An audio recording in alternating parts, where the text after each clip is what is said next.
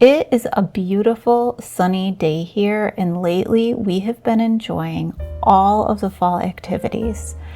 It has been a lot of fun, but I find that it is a little difficult for me to get dinner on the table when we're going to be gone all day.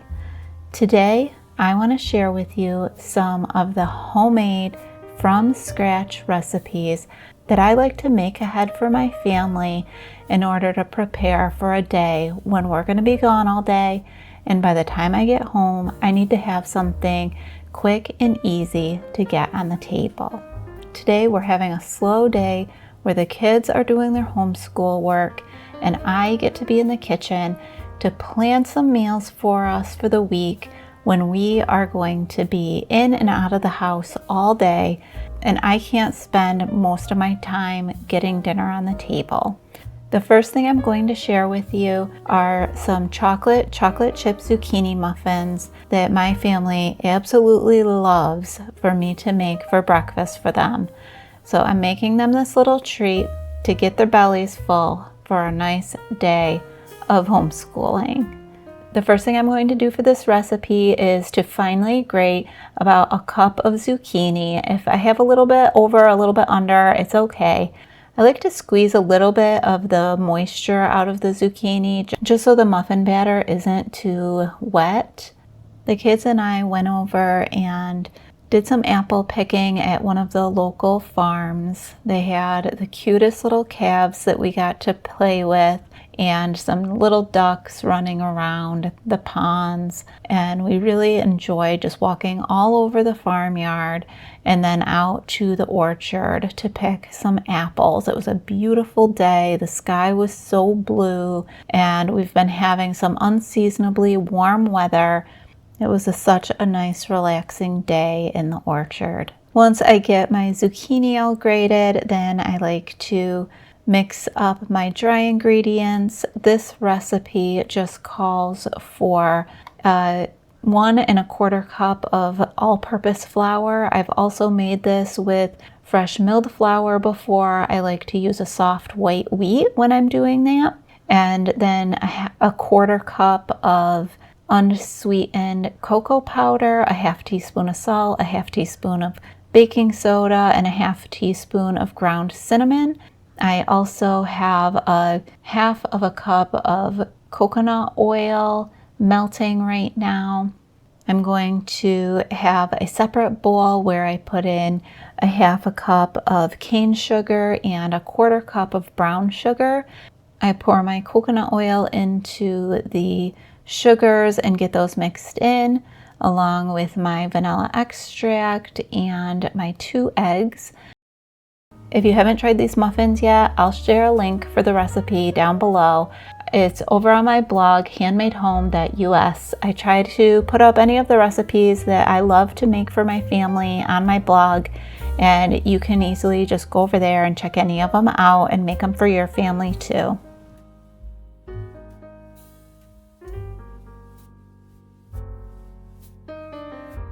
I'm going to add in my finely grated zucchini.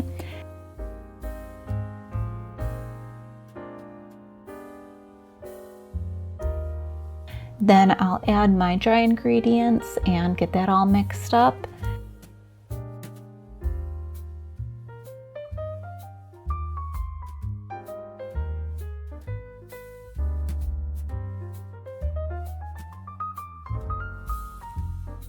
And last but not least, I'll add in about a 1/2 cup of mini chocolate chips. My kids love for me to experiment putting different types of chocolate chips in, different sizes of chocolate chips, but today we're gonna just go with the mini chocolate chips. I'm gonna evenly divide the muffin batter into these 12 liners and bake them for about 22 to 25 minutes in a 350-degree oven. When making these, I did end up adding a little bit more flour to the batter because I found that it was a little bit runny, and so I added about 1/8 cup extra. And then I always like to just check to make sure they're done by sticking a toothpick in, and as long as it comes out dry, you know that your muffins are fully cooked. I'll serve these muffins with some fried potatoes and some scrambled eggs, and it's plenty for the kids to have for breakfast before they get going on their schoolwork. Now that I have breakfast out of the way, I'm going to get a chicken roasting. I think that being able to roast a chicken is one of the best tricks a home cook can have, because you can not only have meals for that night, but you can use the leftover chicken for so many different quick meals when you need to just scrape something together in a pinch. But today I am going to just roast this chicken. Once it's finished roasting and it's cooled, I'm just going to pull all the meat off the bones and put it in a container and stick it in the refrigerator, so then tomorrow I can use it to make dinner quickly.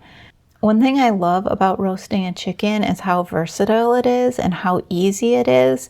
Today I am going to be using up a couple of lemons that I had in the refrigerator that's a little past their prime. So I am going to use them to help flavor the chicken, and I'm also going to grab one of the apples that we picked at the orchard the other day to give it just that nice fall flavor.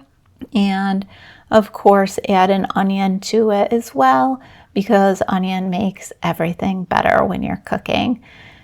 So the first thing I'm going to do is measure out some salt and pepper and garlic powder into a little measuring cup. That way I don't have to touch my different spice containers as I'm working with the raw chicken.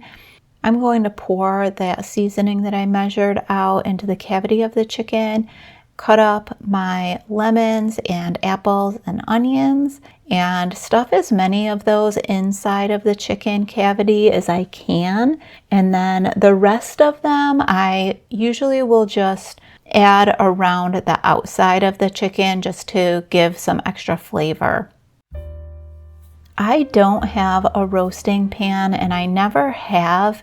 So how I roast mine is I grab a skillet, and I usually like to use either celery or carrots, whatever I have more of, and I will drizzle a little bit of olive oil in the bottom of my cast iron skillet. I'll place a layer of my celery or carrots, and then I'll use that to put my chicken on, just so the chicken doesn't stick to the skillet.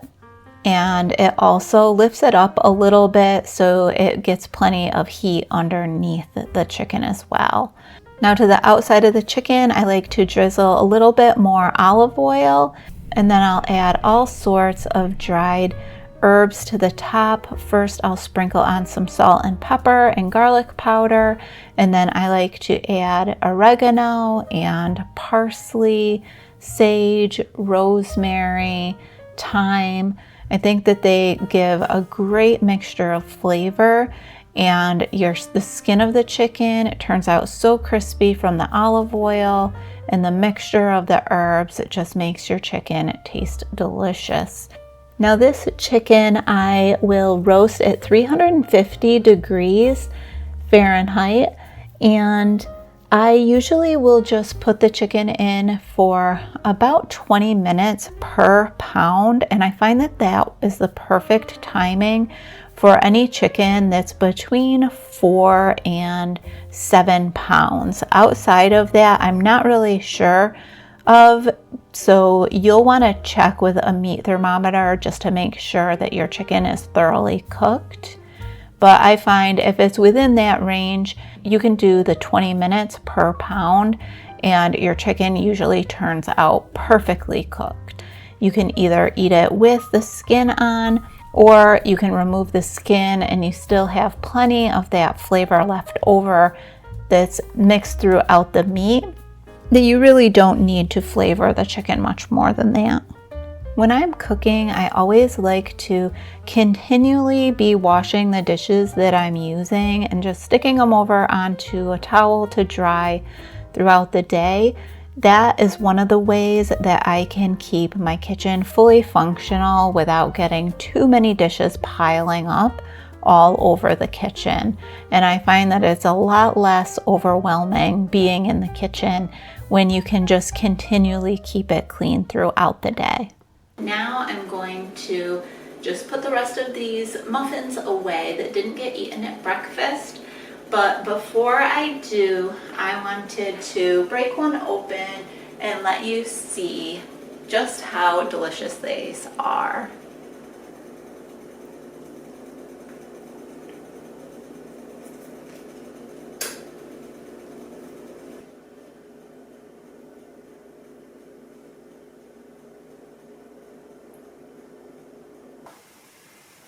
I have made these muffins so many times over the past several years that I could probably make them with my eyes closed. But every time, no matter if I change out using coconut oil or butter or any little change that I make, they are still just as delicious as any of the other batches that I've made. I love using coconut oil in these. The flavor of the coconut mixed with the chocolate is just delicious, and the coconut oil makes these muffins so moist.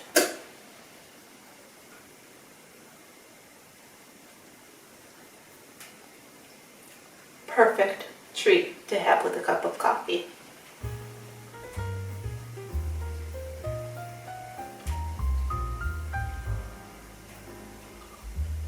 One of the things that I also did this morning before making the muffins was I mixed up a batch of flour tortillas.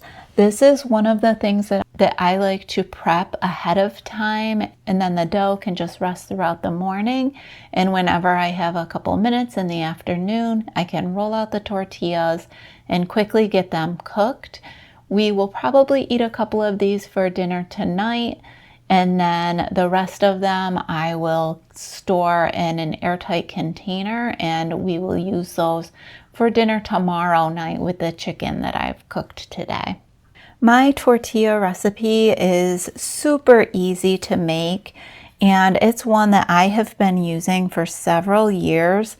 Lately, I have been experimenting a little bit with trying to add in some of the fresh milled flour.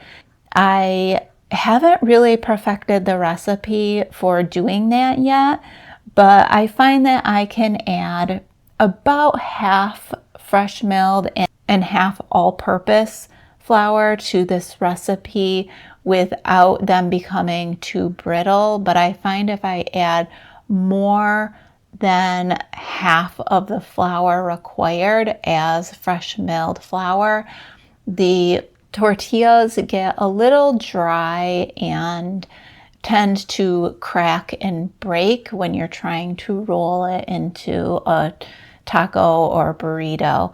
And so I really have some more experimenting to do with this recipe, but as soon as I have a good one, I will share it with you. Today I mix this up with 100% all-purpose flour. And this is the recipe that I've used for several years, doing it this way. And I use 2.5 cups of flour, 2 teaspoons of baking powder, 1 teaspoon of salt, and 1/2 cup of lard. And I mix those all together. And then I add into that 1/2 cup of hot water. Now, I usually will just heat it up on my stove. I don't want that water to get boiling, but I do want it hotter than lukewarm water that you might use to make bread dough. You want it hot enough to start melting that lard a little bit so your dough can come together nicely. So I mix those all together, and then I just cover the top of the bowl with some plastic wrap or a wet towel and let it sit for at least 20 minutes. Usually I end up letting it sit for maybe an hour to an hour and a half. I take the dough and dump it out onto the counter and divide it up into pieces, anywhere from usually 12 to 16 pieces, depending on the size of tortillas that I want. And then I'll roll them up into balls and let them sit covered with some plastic wrap for about 10 to 15 more minutes. And then I will start rolling out the tortillas. So I like to use plenty of flour when I'm doing this so they don't stick to the counter or stick to my rolling pin. And I will usually take the balls and flatten them out around the edge. It kind of makes it look like a little hat. I find that doing this helps me to get a nicer round tortilla. And then I start using my rolling pin and I'll roll it out into a large oval, and then I turn the tortilla and roll it out into more of that circular shape.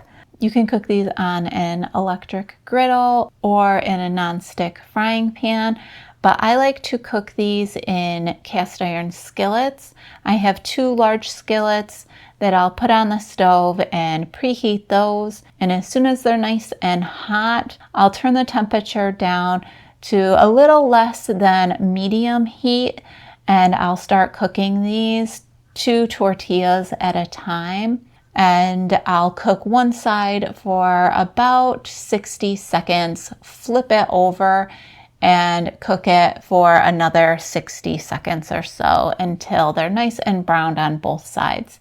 Now you'll see me switching a tortilla from one skillet to the other, and that is only because one of my skillets is much larger than the other. So if I roll one tortilla out and it's bigger than the bottom surface area of the smaller skillet, I'll put it in the larger skillet until it shrinks down a little bit, and then I can move it over into the smaller skillet to cook the second side of it. Then once they are finished cooking, I like to take it and put them on a wooden cutting board covered with a hand towel just to keep all the moisture in, and it keeps them nice and pliable until I'm ready to use them. Thank you for joining me in the kitchen today. I hope you were able to get some ideas on ways to prep a meal ahead for when you see some busy days coming in your near future.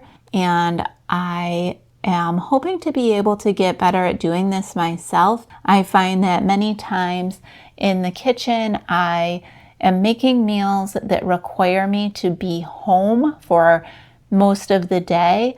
And as my kids are getting a little older and wanting to go out and do more things, I find that I am away from the kitchen. So hopefully this winter I will be experimenting a little bit with some make ahead meals just to keep my kitchen running smoothly, allowing us to keep eating this nourishing, from scratch, homemade meals that we are used to eating.